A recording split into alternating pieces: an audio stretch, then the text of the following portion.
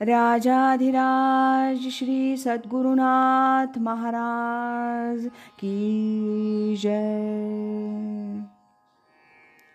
तीर्थस्वरूप परमपूज्य श्री रामराय गोविंद केळकर तथा श्री दासराम महाराज यांच्या वचनांवर आधारित श्री दादांचेच अंतरंग सत्शिष्य ना गोखले यांनी लिहिलेल्या नित्य नवा दिस जागृतीचा या ग्रंथातील आज ऐकूया 7 एप्रिल या दिवशीचं चिंतन. दंभ हा देहाला चिकटलेला आहे. जे नाही ते दाखवणं याला दंभ म्हणतात.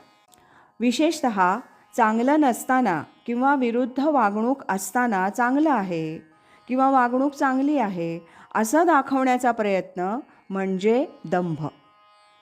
आसुरी संपत्तीच्या यादीत गीतेनं दंभालाच पहिला क्रमांक दिला आहे.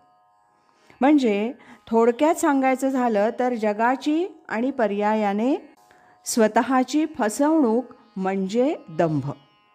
तो फार दांभिक मनुष्य आहे असं आपण म्हणतोच की. आता हे आपण कशावरून ठरवतो तर त्याच्या बाह्य आचरणावरूनच.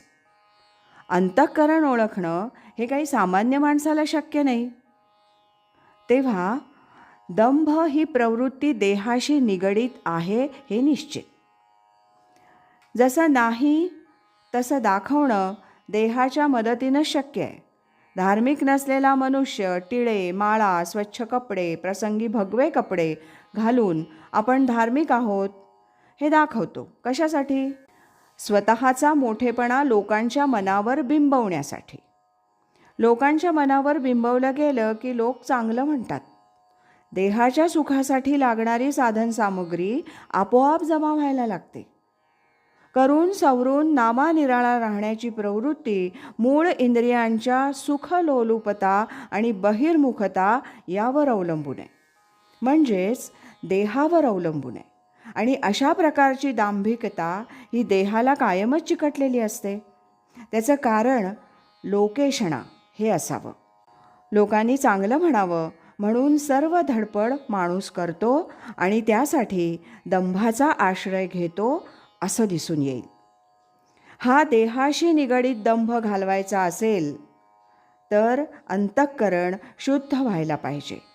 ते शुद्ध व्हायला हवं असेल तर गुरुपदिष्ट नामसाधन व्हायला हवं आणि साधनेच्या प्रयत्नांनी नंतर जेव्हा गुरुकृपा प्राप्त होईल तेव्हाच हा दंभ विरघळून जाईल हे निश्चित.